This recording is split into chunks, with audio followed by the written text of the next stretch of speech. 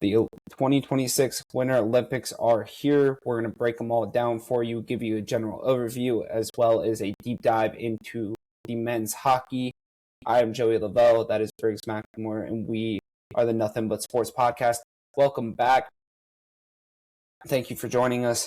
We really appreciate you tuning in, and I hope you had a great weekend. And today we're going to be covering the epic the Epic Stadium Series in Raymond James. Top 5 headlines you may have missed. A little bit of NBA trade deadline buzz. I thought there was going to be a little more, not as much. And the Olympics deep dive, kind of try to arm you with some information as we root for the Americans in Milan. And we also have the question of the day, which is, what iconic stadium would you like to see another NHL outdoor game at? Next, it can be iconic stadiums, baseball, football, whatever. So, leading into that epic outdoor game the NHL put on with the Stadium Series last night. Excellent production, 64,000 plus. You had the Lightning come in Tampa Bay Bucks uniforms, looking like they were all dressed up. And then you had the Bruins come in like it was 1776. It was awesome. John Cooper's uniform, absolutely amazing. That was top tier. The pre-show, the Buccaneers kind of doing their little pre-show or pre-game production, that was awesome. And so just what a production put on. Like, take off the on the ice. I mean, Tim McGraw was awesome. They donated like, what was it, $200,000 to a foundation. So it was a great production put on by the NHL. I think it's one of the best productions they've put on in a very long time. And in the game, Boston jumps up to a 5-1 lead. Then starts the party of the penalty box. We have a goalie fight, first in an outdoor game ever. And then you have Tampa Bay rattle off 4 unanswered to complete the largest comeback in franchise history and outdoor game history. They also scored the first goal in the game, which was the fastest in outdoor history, which was 11 seconds. It's also the first outdoor game to go to a shootout since 2014. And so I'll get your thoughts on the game and the production overall, but I think them putting on this type of production, it felt like a Super Bowl type production. And I thought the NHL did a great job. I think it's really good for the sport as the NHL tries to move the momentum into the Olympics. I thought it was absolutely electrifying. The script writers did a great job. I did not have Vasilevsky and Swayman getting into a fight on my bingo card for the 2025-2026 NHL season. So, Briggs, I'll bring you in. Let me know your thoughts on just the overall Stadium Series production. Obviously, what a barn burner. I don't know if you can call it a barn because it's an open stadium, but what a game. And I mean, it was a tale of, I don't want to say two halves because we have periods in hockey, but you look at like the first period, Boston outshot Tampa 20-8. And then in the second period, it was reversed with Tampa outshooting Boston 22-9. And probably about halfway through the second, which is where you can say a tale of two halves, Tampa got that second goal from Bjorkstrand. And from there, the floodgates opened. They were able to claw their way back into it. But you look at the actual production, and I love that they've leaned very heavily into the Buccaneer and Pirate theme.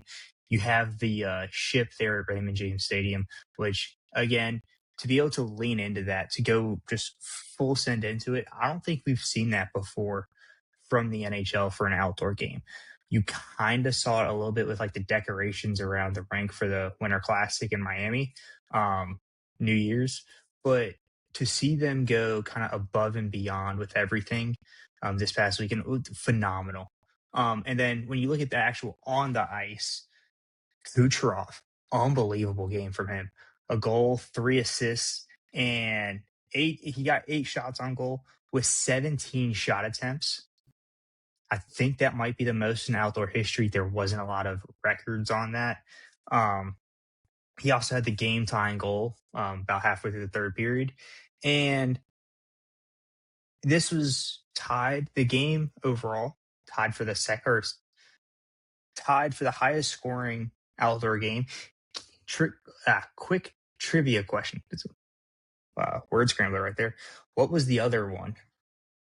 The 6-5 one? No, the other, yeah, I guess the other 11 goal.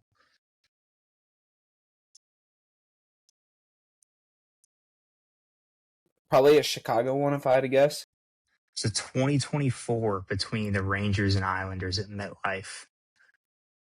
Yeah, what you wouldn't. The Islanders Yeah. put up an 11-goal game, but go ahead. So, again, just beautiful. It sums it up pretty much. Just beautiful. And so I'll say this. You haven't seen the NHL try to put on that pregame production, except, and I think that was more of a Vegas thing than an NHL thing, but since Vegas was in the Cup final that year, and that was awesome. Like, it really got the crowd into it, and it was an awesome experience. The pop on the Gensel shootout goal, awesome. The pop in that first goal, the quick goal, it was awesome. People weren't even in their seats, and they saw that first goal. It was a very quick goal. And so I'll get your thoughts on this, because I do think there was a lot more excitement for the Stadium Series than there was the Winter Classic this year. Both in Florida, so it's still relatively comparable. You still have that control right there. What are your thoughts on pushing the Winter Classic to later? I know it's tradition to have it right near New Year's. I think they had it on the 2nd this year. But it seems like with a lot less going on in the sports world, that it was better advertising, more excitement around it, especially with the Olympic roster freeze about to go into the Olympics, which would traditionally be the All-Star break. So I think that you need to break tradition and push it to February, so that way you can get the excitement that you had for the Stadium Series this year. And so that way you can have time to put this production up rather than just coming off the Christmas break. I'm actually going to push back against that. I think you think of Winter Classic, you can go, and I just think it has to be a northern game. Like, that's one that screams like it's got to be in the north. Whereas Stadium Series, I think Stadium Series you can put anywhere.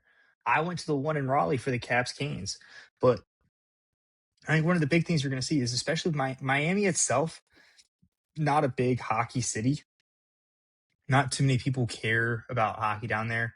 Yeah, there's the small contingent of Panthers fans. Yeah, Florida's run the hockey world for the better half of the last decade, almost, especially in the East. But you look at like the Winter Classic. You look up north, and we've seen a Winter Classic be very, very successful in the north. I went to one in Pittsburgh. I think it was 2010, 2011, one of those years. It was something like that. Yeah. Can't remember what year it was. Maybe it may have been 2011. But I think you put the Winter Classic up north, there's going to be a lot more excitement about it, a lot more energy about it. Whereas Stadium Series, I think you put the Stadium Series anywhere because you could just market the hell out of it and just be able to go and just get it done. I mean, you saw how well they did with Tampa. I don't know if you'd done it in Miami, if you would have had the same result. But the ability to really lean into an extremely unique stadium, I think, also helped immensely. So I feel like this Stadium Series has had better production in general over the last couple of years. I believe last year it was Detroit and Columbus in Ohio Stadium. And just, I feel like the production the Stadium Series has put on has been better over recent years, because they didn't really need to do it. You've had the Winter Classic for a while. So I think it would generate more momentum and excitement going into the end of the season with the game being a little bit later. Like, you can't really do it much later than February, but Winter Classic, theoretically, if you do it only in a northern state, then you could probably do it till in late February, like after President's Day weekend. But I think the thing you're going to run into is it going to get stale having them in back-to-back weekends or within 2 to 3 weeks of each other? Like, we just had an outdoor game in XYZ place. Now we have another one. I feel like them having the separation between New Year's and about a month and a half later is good. It was 4 weeks ago. Today's the 2nd. It was literally a month ago today. Oh, well. I feel like the Stadium Series, because I feel like there was so much more excitement. Hold on. Because the one I went to in Raleigh was President's Day weekend. So the Stadium Series, I will say, moves around. So I had a thought and I lost it. But I think, leading into the entire weekend, you had the advertisements on it because they had NHL on ESPN on Saturday. It was on ABC. They had it on Saturday morning. They had a doubleheader. And then they had a doubleheader last night with the Stadium Series and then the Knights and the Ducks. And so they geared up excitement for it all weekend, which I thought got everyone excited. It ended up being a perfect storm with Tampa being really like colder than it normally is. And so I think you can market it in a way, especially ESPN did a great job marketing it, in my opinion. Especially this week, they had Levy, PK, and Mark Messier go to Disney, and it kind of ginned up a little more excitement for it, lean into the whole Buccaneers theme. I think the NHL should put on these type of productions, and if you have to move it later, because I think there is more excitement, because as people that watch football, there's a lot more, there's still, on the first, there's playoff games. There's 3 playoff games on the first. And so the day after the Winter Classic is, you just don't have as much excitement for it. You don't allow it to be marketed as well because football is in such a high demand at that point. So if you at least move it to after college football, I think there could be a lot more excitement because college football takes king on ESPN. We know that. And as of right now, the NHL is staying on ESPN. So one of the big things I think is you could also use the college football to help market it. But again, you move it because the Stadium Series moves around in February. You put the Winter Classic in February as well. I think people are just going to get tired of the outdoor games being too close to each other. Like, it's not going to be as fresh of an, I just said this, but it's not going to be as fresh of an idea or as fresh of a thought when you see, we just had an outdoor game X amount of weeks ago. Why are we having another one now? And I mean, I'm going to kind of say this. Do you think, and this is going to kind of pivot in a different direction, we've now seen a second goalie fight in a week and a half, 2 weeks? Do you think this is going to be something that continues on a trend where we see more and more goalie fights? It kind of depends on the referees. Props to the refs last night. I think they did a great job. I think they called what needed to be called. And with that goalie fight and everything that kind of led into that game, it felt like a playoff game in the goalie fight.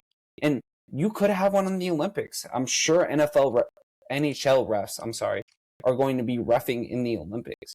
So I'm not 100% sure about that, but I'm sure they will because Italy doesn't really have a professional league. So I would assume that NHL refs are reffing the games. So might see it in the Olympics, especially with the US and Canada, with what you saw in the 4 Nations last year. So I think goalie fights are going to continue on a little bit more of a trend, but I also, at the same point, I don't know if they need to happen every night, you know? So but it was awesome. It's going to use a mix of NHL referees and IIHF refs.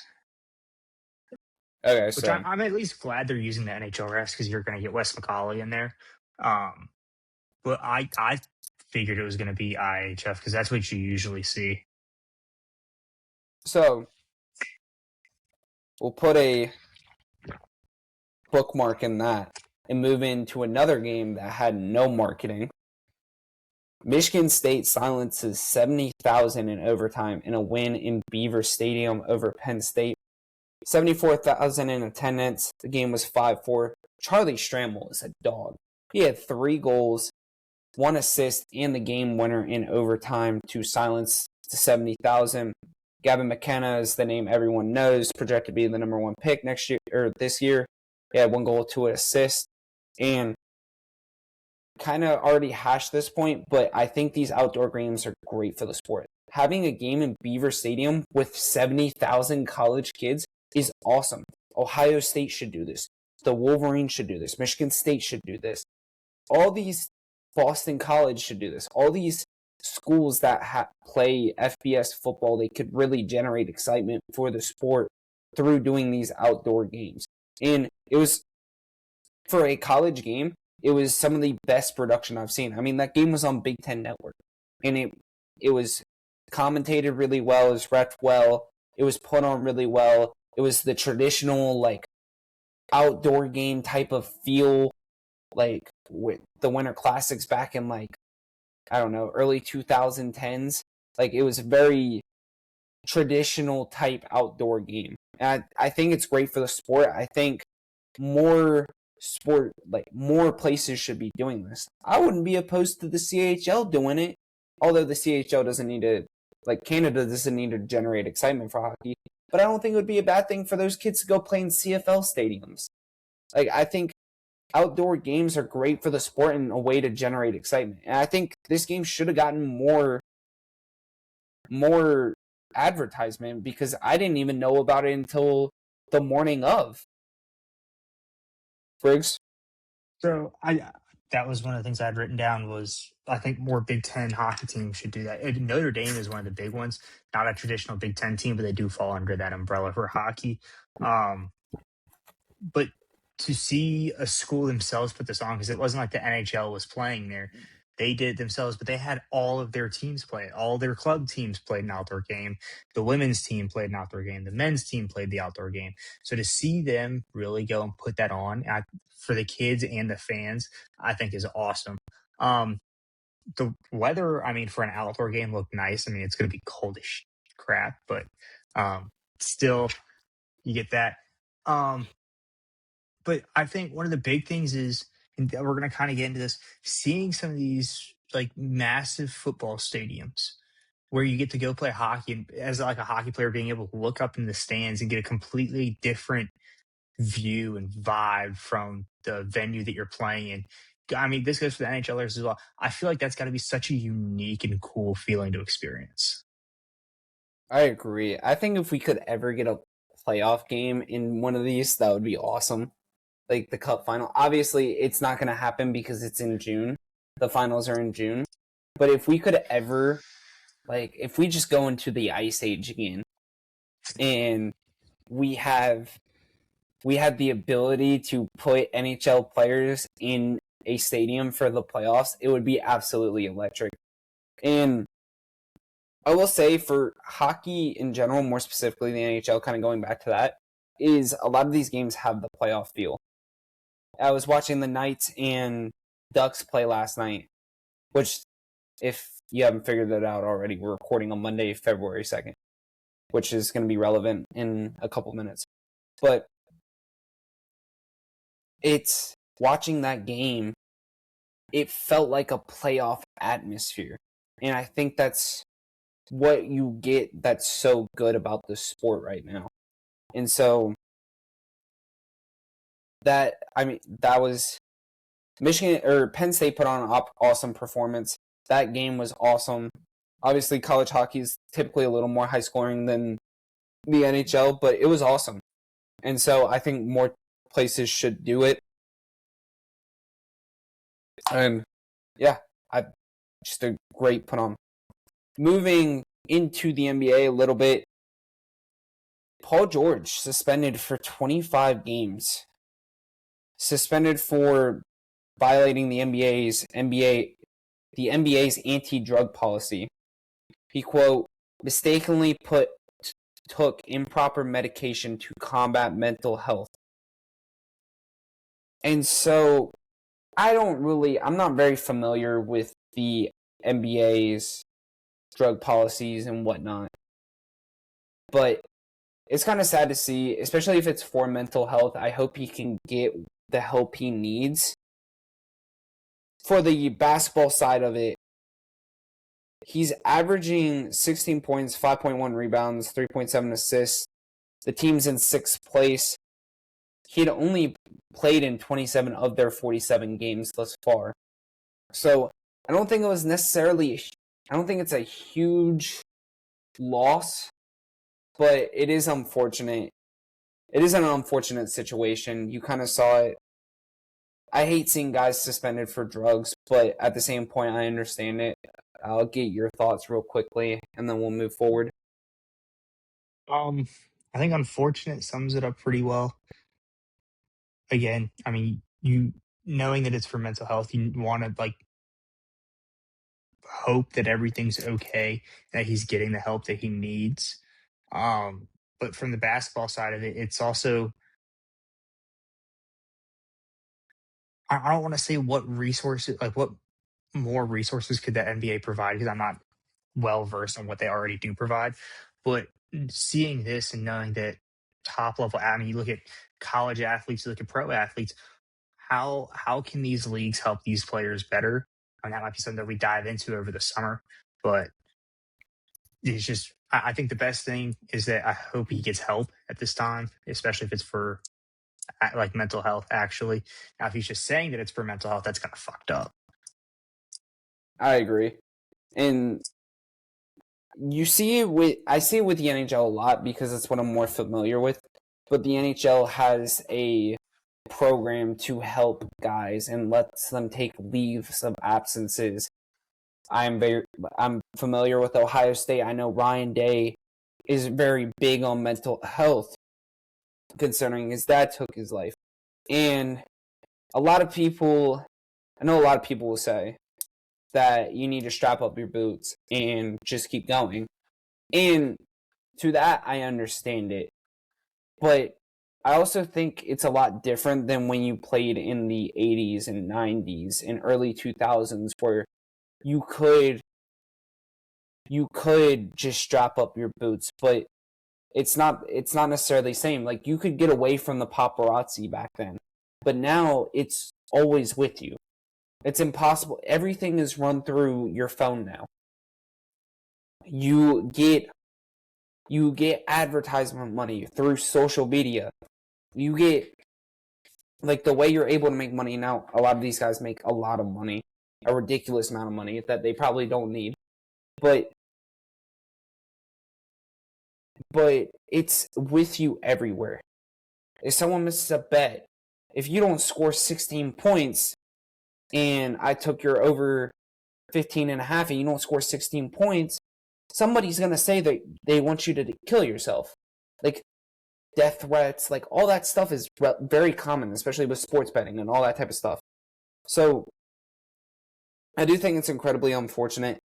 And I do say that is incredibly hard to get away from. I think mental health is a lot bigger thing now than it was 20 years ago. But yeah, just a really unfortunate situation. I will touch on something you just said, especially with us talking about betting and gambling as much as we do on this podcast. Don't get us wrong. We love it as much as the next guy. We do it probably as safe as you can with Fliff. But to go and reach out to an athlete because they didn't have your bet hit or they ruined your parlay on the last. Don't get me wrong. Joey knows better than anyone.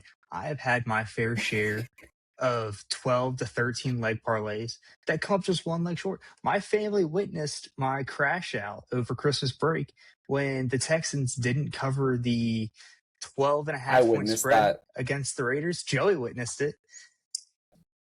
Did I DM a single person on the Raiders saying, "Oh my God, you're stupid for screwing up my parlay"? No.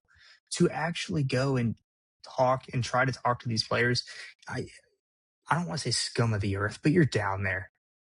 I mean, these people play on a level of sport and athleticism that we can't even comprehend. Like, we watch it, we sit there and we're like, oh, I could do that.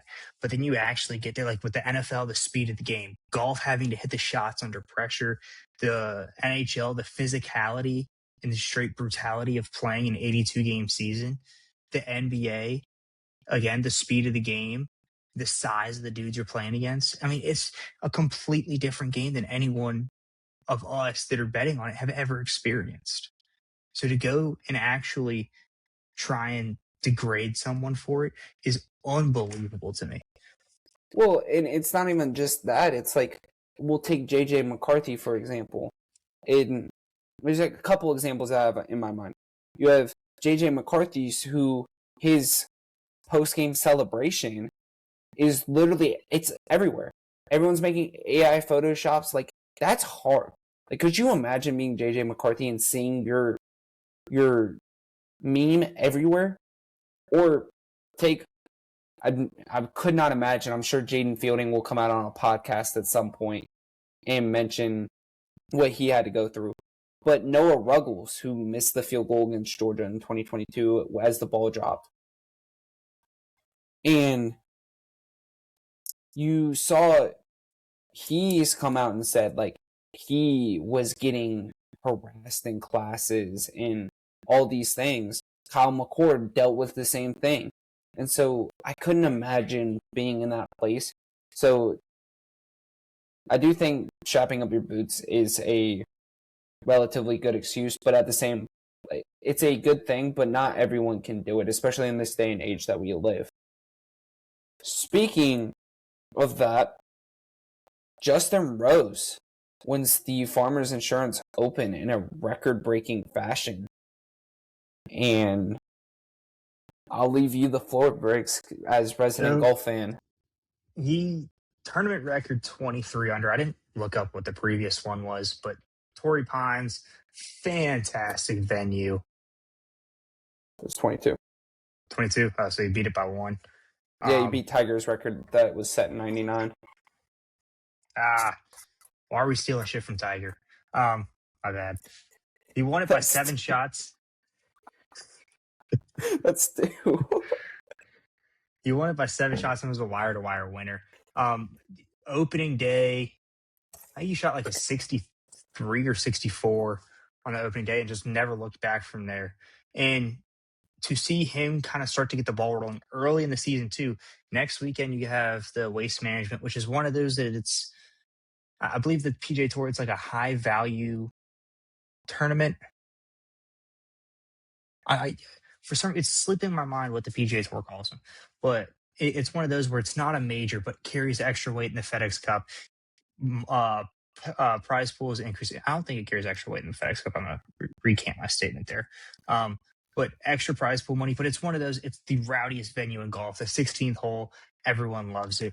And so I will say, because I don't think we're going to talk about golf again, for those who bet Koepka last week and saw a disappointing performance, I had him as a top 20 finisher. It was a little disappointing. Koepka's won twice at TPC Phoenix or TPC Scottsdale, my bad. The Waste Management Phoenix. And he's also done very well there historically. So if you want to sprinkle in a little money on it, it's not a bad idea. Sure, you'll see Briggs do it this weekend. Speaking of winners, Alina Rybakina and Carlos Alcaraz win the Aussie Open. Alcaraz becomes the youngest man to win the career Grand Slam. He's 22 years old off the top of my head. And, I mean, this kid, I remember when he was like 17 a couple years ago. He looks so unreal. I mean, I just want to say, I'm 22 and I'm sitting in my college apartment talking about sports, and this dude's got a career Grand Slam already. This is ridiculous. He might be better than the Nadal, Federer, and Djokovic trio. I mean, you kind of have a new one coming up right now. But, yeah, kid's electric. He beat Djokovic. Kind of see Father Time starting to catch up with Djokovic. And just, he is so good. And then Rybakina came back from down 3-0 in the third set to win 6 of the final 7 games, which is just insane. If you ever watch tennis, sets were tied 1-1, and coming back down 3-0 is something that is absolutely insane. And so give her all the credit. And the Aussie Open was great. What is your take? I don't know if you saw any of the clips, but what is your take on a lot of the players coming out and saying, hey, like, we need a little more privacy. Like, there's cameras literally everywhere. And I can't even get privacy in the tunnel or in my locker room. Like, there's always someone watching. So I believe this was in reference to someone breaking a racket. I think it was Coco Golf. Golf. And I understand that tennis, it's same thing with golf. It has like an air of, I don't want to say professionalism, because all sports have professionalism, but a heightened sense of manners. Yeah, something like that. Like, you're supposed to be quiet along during those the lines. If volleys. you're listening at home, I think you know what I mean. It's the two country club sports, like where it's frowned upon to throw a golf club or break a club, breaking a racket. But for tennis more than golf, I understand it because, again, professional athletes, when you train and train and train, and then your performance may not reflect how much you train, and you feel like you've let yourself down as well as your fans, that frustration pents up. And I completely see where, like, I've slammed sticks multiple times in hockey, said some vulgar things to referees, not necessarily proud of them. It's happened. It's in the past. But I understand. And while, yes, they are professional tennis players, they are going to be in the spotlight. I do think they do need to have, I don't want to say like an area, but like somewhere they don't have to worry about being watched by the cameras. Yeah, and my instant thought was kind of how, like, Toronto people in hockey feel like that they're always being watched. I think it was similar to that. And the way I understood it is it was a lot worse this year than it had been with any other event in previous years. So, like, just give these people room to breathe. Like, I think professional people, whether they're actors, singers, etc., famous people, should get privacy in some way, shape, or form, especially professional athletes where they're competing and trying to give it their all for fans, especially like in tennis where it's very like big on your country. And so, like, you very much wear your flag. There's a lot of controversy about countries that we're not going to get into, but there's a lot of controversy about that this weekend. And, like, it's a very near and dear thing to people's hearts. So I think when you do lose, it's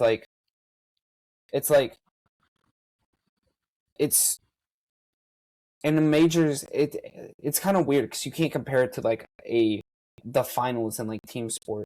It's a very weird thing where it's like you only have so many chances to compete in these majors, and everyone's trying to get the career grand slam because that is like the Super Bowl of tennis. Like, when you win all 4 majors in your career, it's like you've officially done it. So I think people should get their privacy, and that's all I got for that. Speaking of another winner, Alexander Volkanovski retains the UFC featherweight championship, won by unanimous decision, 49-46 twice and 50-45. Volk has 6 successful defenses, 1 short of Jose Aldo. He's shut down retirement rumors. We will see the Hall of Famer again soon. It was a great fight, and it looked a lot like the first one. And I thought Volk did his thing again. A lot of people were doubting him, and he came in, showed him why he's a Hall of Famer and one of the greatest of all time in the UFC. And congratulations to him. Any thoughts on UFC 325 in general? I don't remember if we talked about it on the podcast or if this was in a pre-production thing. You know who found a way to not watch UFC 324? And not to dog on the UFC at all, by no means.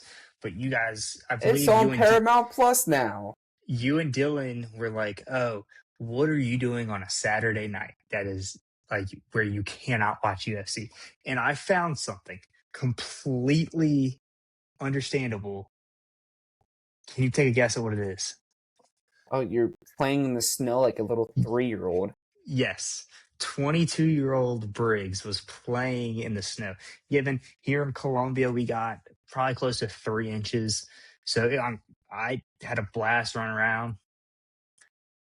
Went to Yeah. We in a bar. Yep. we know. But yeah, Benoit Saint Denis also got in the win column. It was good to see him.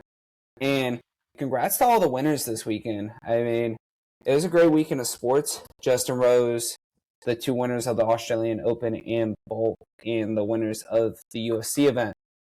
Speaking of that, we had the NBA trade deadline. And who is going to win it? Trade deadline is Thursday, 3 p.m. Eastern Time. Who is going to win the trade deadline?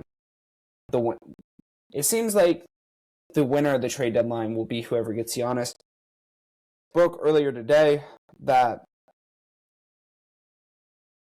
it looks like the Timberwolves, it was reported earlier today that Timberwolves are a team that is really pursuing aggressively, trying to get a 3rd and 4th team in on the trade. And there was a trade. The Cavs move on from DeAndre Hunter. And links in the Instagram should be in the description. That'll be the full trade. Dennis Schroeder goes to the Cavs. DeAndre Hunter goes to the Kings. And Chicago got a bunch of draft picks for their troubles. 2 second-round picks and Dario Saric. I don't know how to pronounce that, but for their troubles.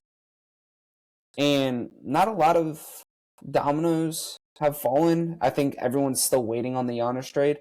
There are a couple players to watch in Ja Morant, Anthony Davis, and Domantas Sabonis. So, I thought going into the weekend we would see a lot more. I'm guessing we're going to have to wait until, and again, this is being recorded on Monday night.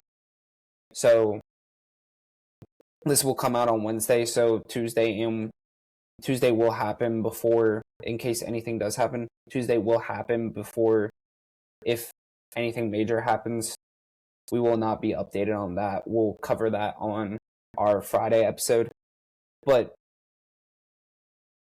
yeah, I mean, it really seems like we're waiting on the Giannis dominoes to fall, Briggs.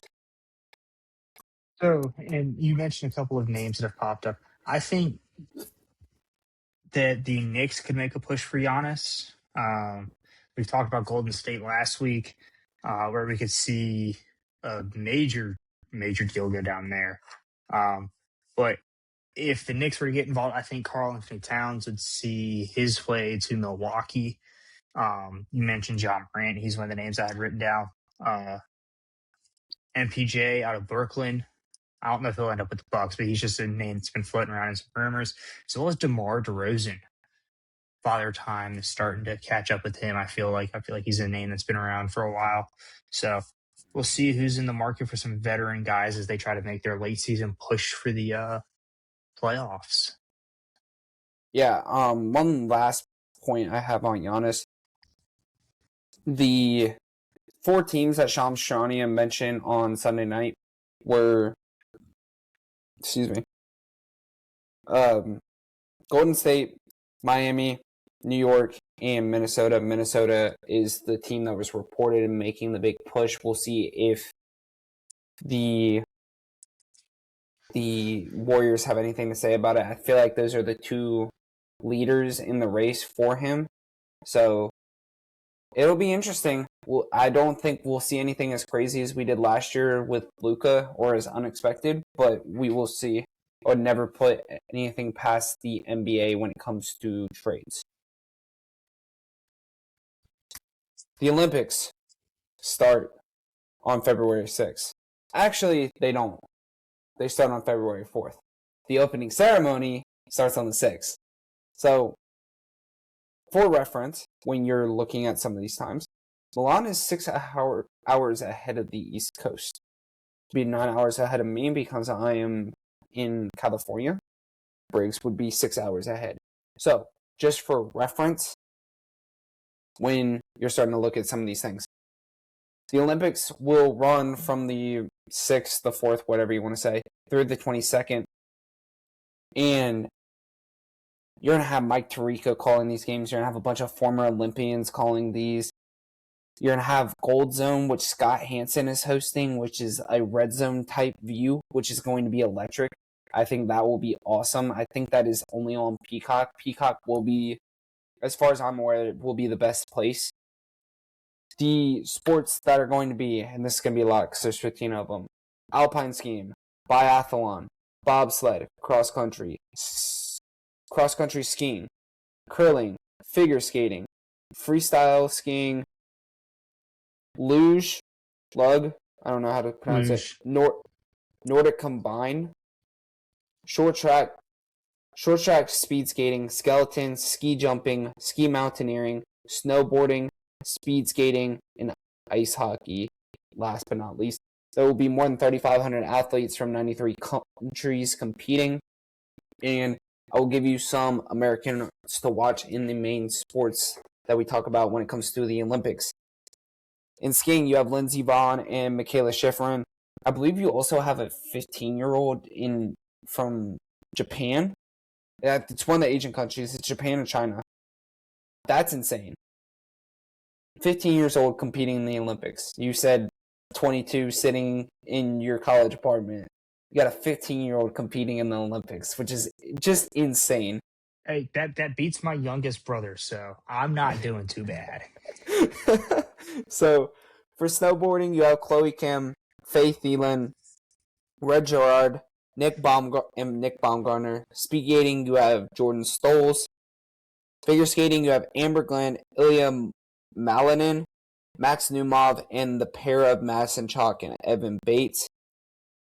So, when you're watching some of these events, go check those Americans out. These are the people we're going to be rooting for to win gold and bring it home for the U.S. Now, the men's hockey starts on Wednesday, February 11th.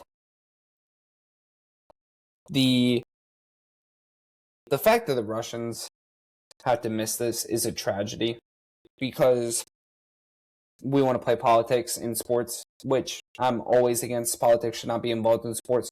The Russians should not be punished for their country not having their lives figured out. So that's my personal opinion.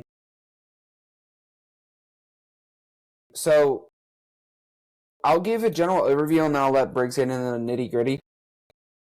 I think Canada will be the fastest, most explosive offense by far. You're going to see them probably put up 10 goals on the team against one of the bad teams, especially like I think Italy's competing in another team. I think the U.S. will have the best defense and goaltending in the tournament. Sweden, very, very, very skilled bunch. And then Finland's, I think, might have some of the best goaltending. They have a lot of young, really good talent this year. My sleeper is Czechia. I think. Czechia? Yeah. My bad. But yeah, I think they're a little bit of a sleeper. They got a couple of NHL guys. I think they have solid goaltending as well, which is going to be a big thing in this tournament.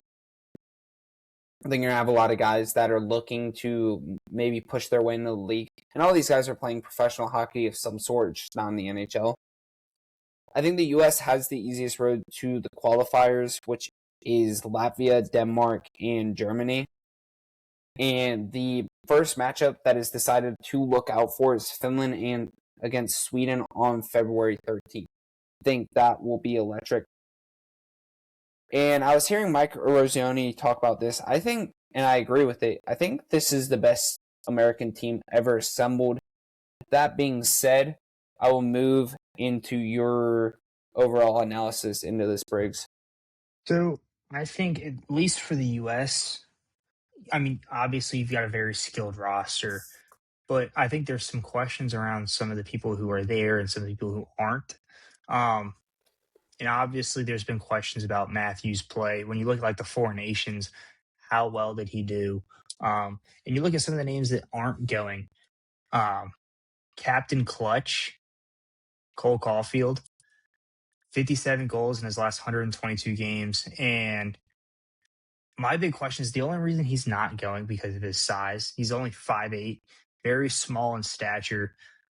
But we've seen his performance, at least this season, where he's really kind of led this young Canadians team and very much in the middle of a fight for a playoff spot. We've seen him be able to score late, score overtime winners. So why, when the U.S. missed out on a Four Nations championship last February, I believe, why are we not taking some of these elite goal scorers? Because when I keep going down the list, it's for the U.S. it's just goal scorers. Like why are we not taking some of these guys? I mean, you look at the highest point getting American of all time, Patrick Kane's not going. It kind of boggles the mind that Patrick Kane's not going to be in the Olympics. And it's a good problem to have. You have an embarrassment of riches. No matter who didn't go, there was always going to be complaints. We didn't have the opportunity to cover what some of the snubs were. And I do think it is an embarrassment of riches for the U.S. I think this is such a good team that you could have really gone either way. I think they built this team a lot more on defense. I think that worked out relatively well for them last year. Granted, they ended up losing, but that's because Jordan Binnington decided to be prime Hasek. So, but I do worry about the scoring a little bit. I think Sweden will have a little bit better goal scoring than the U.S. looking at these rosters, but it's also how do the rosters mesh? I mean, you're playing for your country. I don't think you can really put it into words when you're playing for your country. I think it's going to be something different, especially with the first best on best Olympics in, 14 years or 12 years? I think it's been 12 years, 2014. I think it was 2014 in Sochi. So I don't think you can really predict this. It's going to be something different. You don't know how these guys are going to mesh together. And I'm sure some of these guys hate each other in the league, and when you have guys that you play on the same team with, you also have some guys that you're going to love. I mean, Mort Seider's playing for Germany, and then Larkin's playing for the U.S. as an example. Like, you have a lot of these guys that are going to be playing against each other, or guys that don't like each other that end up on the same team. So I really do wonder how this is going to look and how the competition will be, especially with the route that this is going. I mean, the Four Nations was great last year, but the Four Nations is not the Olympics.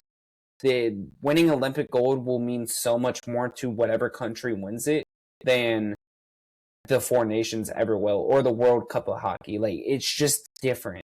And obviously, I will never be afforded the opportunity to do that.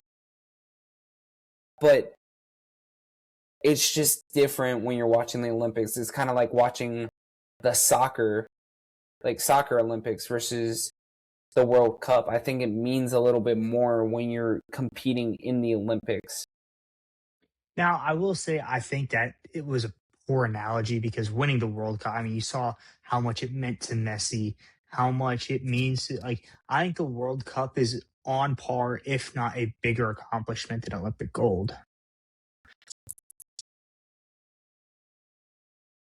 It does. I mean, yeah, I can retract that. But Because it's also one of those tournaments that comes around every 4 years. so is the World Cup of Hockey, I believe, was every 4 years as well. But I don't think the World Cup of Hockey has the prestige that the world, and then the World Cup of soccer. You talk about soccer being one of the most global sports, for it to be something that these kids truly, like, they truly come out of poverty and get the chance to go play for a World Cup. And I mean, I just think soccer is one of those sports where it's hard to draw parallels between tournaments just because of how much it means. Specific, like, you look at some of those like very low division tiered teams in English soccer. They go and play in the FA Cup and pull off two or three just magical upsets. And it's like a D3 team beating an SEC or Big Ten team. And so it's like how much, like, to those guys, that's something on par with winning the World Cup. But again, to each their own. Continue on. I was going to let you continue on.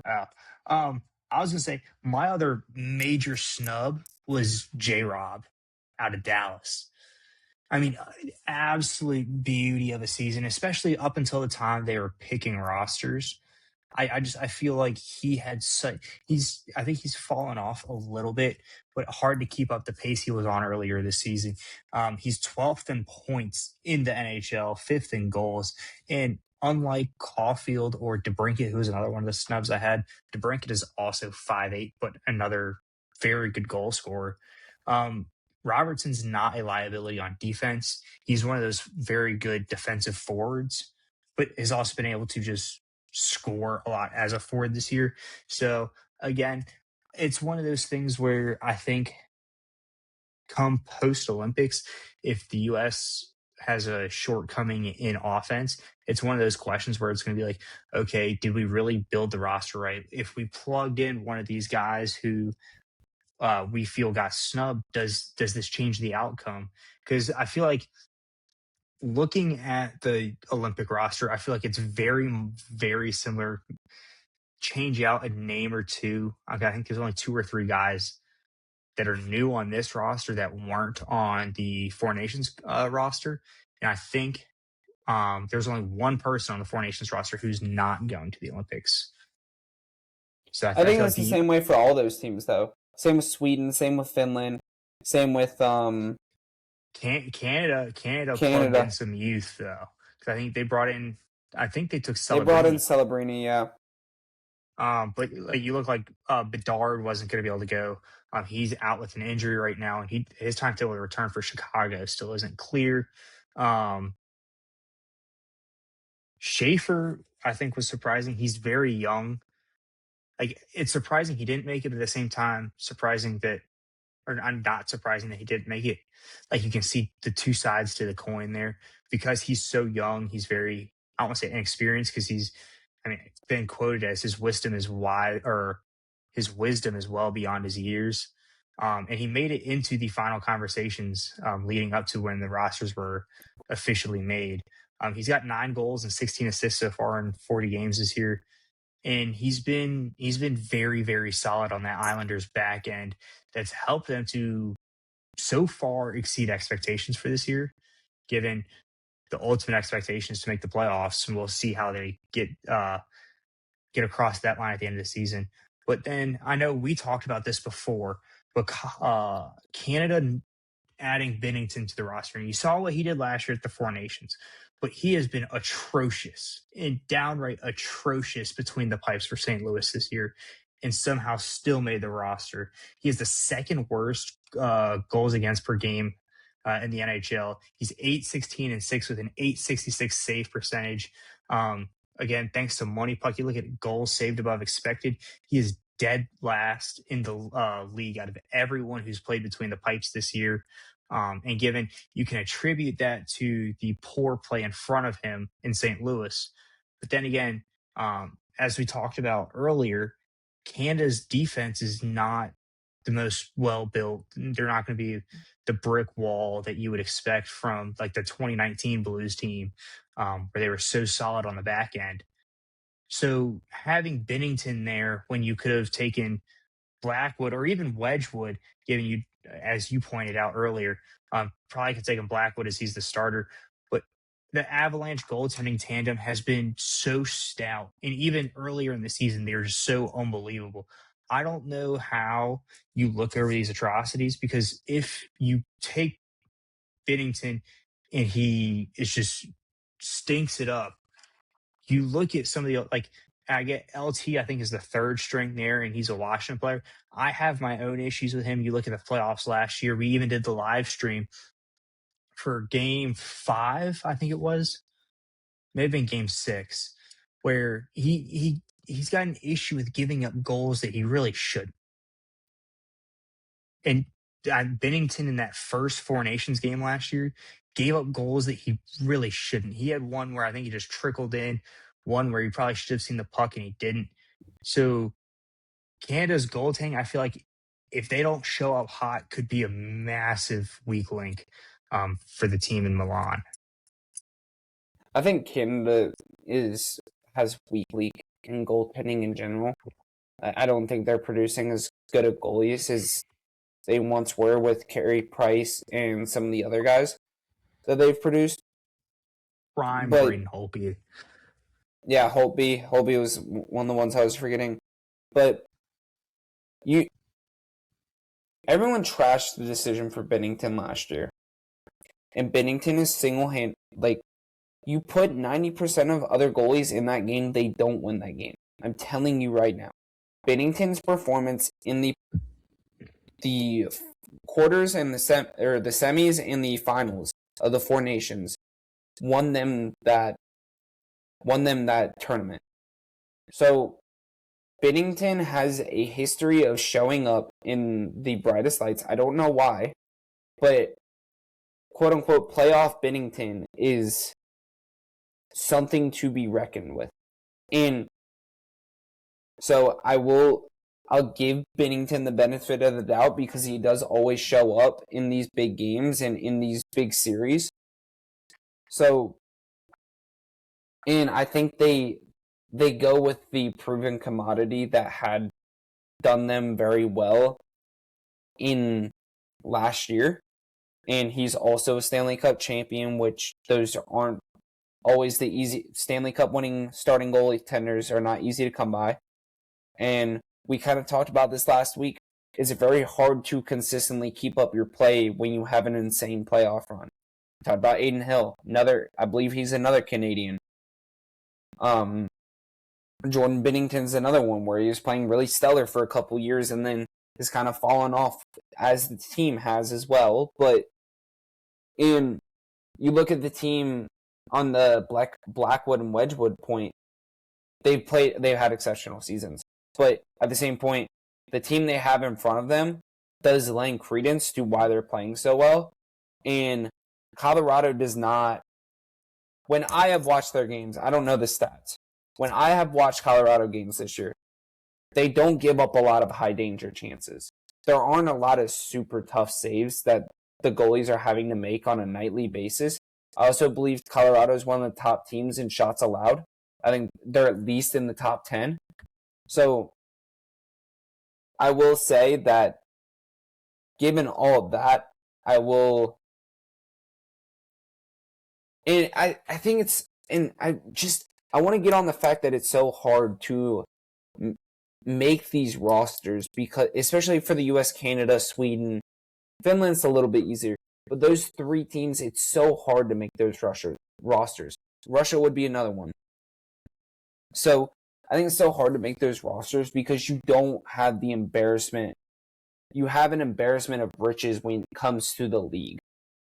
And the roster you have to make for Germany or Latvia or Denmark, those rosters are a lot harder to make. I mean, Denmark used to have Freddie Anderson, who was a tremendous goalie, and he's kind of fallen off this season. So I will lend some slack. And obviously, it's going to come back to haunt them if you don't win, because the backlash is going to be huge. Whatever country doesn't win it, whether it's the U.S. or Canada. So I kind of want to move into, speaking of what the U.S. and Canada, I want to move in what's best for the sport, because I think a really big thing, having the U.S. and Canada in the Four Nations final last year was really good for the sport. It was awesome for the sport. I think for the Olympics, with all the momentum the NHL has balled up right now, going into the Olympics, having a US and Canada final would be must-watch TV, and I think that is what you want if you're the league, and I think that would be best for the sport, because the NHL's fan base, a lot of it's in the North American continent. It's just how it is, because all these other leagues, nations have professional leagues. I do think the NHL is best served with the US and Canada. I think that would be awesome, because I don't think they would play until the finals, depending on how the standings shake up. I think both the US and Canada should be undefeated, ending group play. So, yeah, I really think that you're rooting for the U.S. and Canada to end up in the final. It's a rivalry. It's a big thing. It would absolutely be a barn burner. I would wake up at 3 a.m. to go watch that game. So, but we already talked about roster construction and whatnot. What are your thoughts on the ice and what we might see? As an American, as a true red-blooded American, not that I'd be any other colored blood, but besides the point, I really want another shot at the Canadians. I think that'd be a fantastic game. I think the one downside to it is at 5 a.m. Actually, I think it's 8 a.m. Eastern For time, you. 5 a.m. Pacific. Yes, my bad, mental lapse of judgment there. But yes, I'm just really hoping for it. I think the one downside, like the thing about the Four Nations that was so great, was there was a very even level of skill on all sides there. Whereas here we're gonna get I think a decent amount of blowouts. So I think that's the one downside to it. It's great to see the other guys competing for their nations, but it's like I think the product is a little bit watered down at the start, but then it really picks up at the end.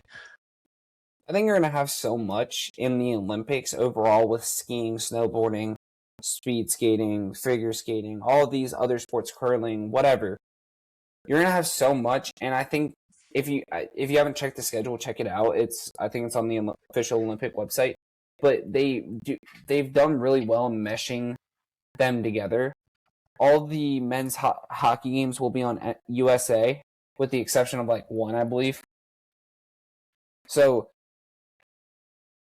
I think they have such a well mesh of events that you'll be able to, even if it is a blowout, you'll be able to enjoy all of the events that they have going on in the Olympics, if the men's hockey is a blowout. Because I'm going to watch all the events, or as much as I can. I mean, I think a lot of their events are going to be going on while I'm working. So, but yeah, I'll wake up early to go watch some of these events.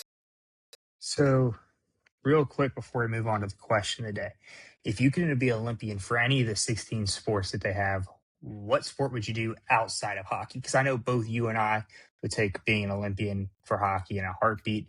So we're going to take hockey out of the mix. What other sport would you be an Olympian for? Just winter. Just winter.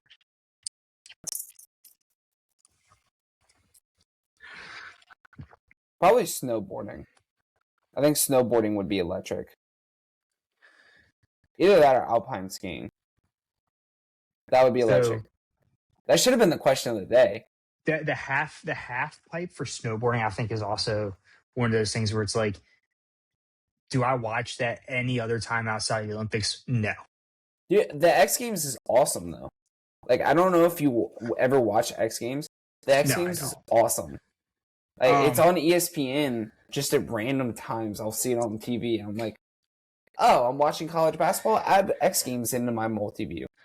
or the times when they go over the big jumps and then they go down the hill, but it's not the ski jumping. It's like, you know what I mean, where they go over like a jump and do like a trick and then land. Like those are electric because then you also see the guys fall and then you're like, oh, like extremely entertaining. I think the one I would want to do, I don't know what it's called, but it's when you go skiing and then you ski around like a track or something. Again, they have like elevation whatnot, and then you come in and you shoot and then you go back skiing again. Is that not what is that? Is that biathlon? It might be biathlon. I think so. Or Nordic combined? I don't know. I don't know. I don't know the Oh, description of all it these is it events. is biathlon. Yeah, that's what I But thought. 'Cause biathlon is traditionally, was it like swimming and running? I have no idea. But I, I think it'd be a really cool experience to do that. I think the other one, you mentioned snowboarding. I think it's either luge or skeleton. I think both of those are very similar. One, you're going head first, the other you're going feet first, down like the bobsled track or a track oh yeah, similar. yeah, yeah. Yeah. Those, I mean, you're going insane, like 75, 80 miles an hour down those things with nothing but a helmet on. Even with bobsledding, like, dude, how fast they go? I mean, they have the mile per hour tracker in the top right corner, I believe. Dude, that is like, they're way better than me. Like, I could not do that. I mean, even the Olympics are such a good time, and they're starting at the perfect time right after football season. I do think it kind of sucks that they start the weekend of football, the Super Bowl. Like, I'm not going to be watching Olympics that night. It's just not going to happen. But I think it's starting at the perfect time, and I think it's an awesome event, and it really does generate some excitement for the country. So, given the political landscape, speaking of political landscape, did you watch the documentary for The Miracle on Ice? No, I have seen the movie Miracle, which No, they dropped a documentary last week. I believe it was no, last Friday. I have not yet seen it. Dude, that it really takes you behind the scenes, and it interviews a good amount of players. That is awesome. That would recommend, especially because tying in all the political elements of it all, I think it was awesome. And the Erosioni interview that I saw the other day, like back then they didn't even know people were watching it because it was in Lake Placid and it was like a small little rink. I don't know if you've ever seen the pictures of Lake Placid, but yeah, seeing all of the like Lake Placid so small, like, and no one knew they were watching it, and they didn't know how much it meant until they go to the White House after winning the gold, which I thought was awesome. But I didn't know that because like you didn't really have TV numbers like that back in the day. Yeah, I'll be sure to check that out. All All right, right, on to question of the day. jeez, I was getting to it. Oh my gosh. Moving on to the question of the day. We asked you to comment. Well, I actually didn't. That was my bad. But let us know your thoughts. What iconic stadium would you like to see an NHL outdoor game at next? Briggs, I'll let you shoot. So I've got a couple. I know I always we say one, but I always have a couple. I think Lambeau would be really cool. If you wanted to do Minnesota, and I know the Wild are in Minnesota, and I know that Lambeau's in Wisconsin. Regionally, I think that would be very cool. The other one, I think Arrowhead would be another cool one, just with given the recent success for the Chiefs. And then lastly, Seattle's Lumen Field, I think would be another cool one for the Kraken to be able to go, especially seeing how that place got as rowdy as they did during the Seahawks run this year. So those are the three I would choose. I left some big ones on the board for you there, Jelly, but let's hear it.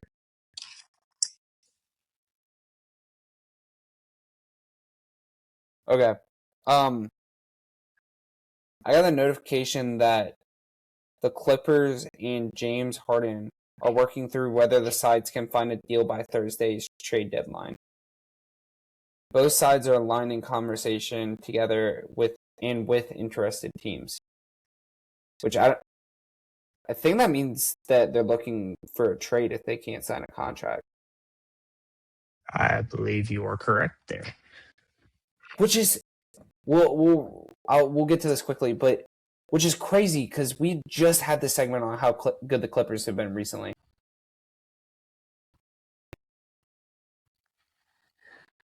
All right, for outdoor, I don't know what you said. I was trying to read that headline. I have Lumen, Levi's, and there are some conversations about going to Europe, which I think would be incredibly interesting. So, yeah, I mean, what are your thoughts on the NHL potentially going to Europe? Because we do complain about the NFL doing it. What are your thoughts? I think Europe has their own professional hockey leagues, and if that's something they want to do, they can do that there. We are the National Hockey League. Canada's okay. Have my own thoughts on that. We can play an outdoor game in Canada. We can do that river that when it freezes over, everyone skates to work. We can do an outdoor game there. We can do an outdoor game at a CFL stadium. I don't want. Why are we going to England? Why are we going to France? What about Sweden? I feel like it's going to be too cold there. Like they had issues with the ice being too cold. They actually had to warm it up in Tampa of all places. But I feel like Sweden, Finland, like the countries in Europe that are actually good at the sport, it's too cold for an outdoor game. I think we should do one in Russia. Enough said. We don't even let the Russians play in the Olympics. Get Well, that's Ovi not in we. there. That's not we. I'm saying we as the collective. Could you imagine Ovi's retirement game in Russia in the Winter Classic? Just retires mid-season. Winter Classic in Russia. I hope that his cap wouldn't count towards our cap hit if that's the case. All right, we'll wrap this up. Thank you all so much for tuning in. We really appreciate it. Please let us know your thoughts. And thank you so much for tuning in. Please like, comment, and subscribe. We really appreciate all your viewership if you've stayed this far. Have a great rest of your week. God bless, and we will see you on Friday.